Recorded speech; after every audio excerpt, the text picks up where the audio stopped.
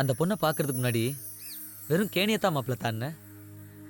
இப்போ என்ன தாண்ட சொல்ல ஆறு குளம் ஏரி எதை வேணாலும் தாண்டுவோம் மாப்பிள்ள. அங்கிருந்து ஓடி வந்து என் நெஞ்சில கைய வச்சு பேசினா மாப்பிள்ள. அத்தனை பேர் அங்க இருக்கும்போது என்கிட்ட மட்டும் அவ ஏன் வந்து பேசணும்? ஏதோ இருக்கு மாப்பிள்ள. ஆனா அவ பாட்டி வீட்டுக்கும் அவ வீட்டுக்கும் ஏதோ பிரச்சனைன்னு ஃபீல் பண்ணி சொல்லிட்டு இருந்தா.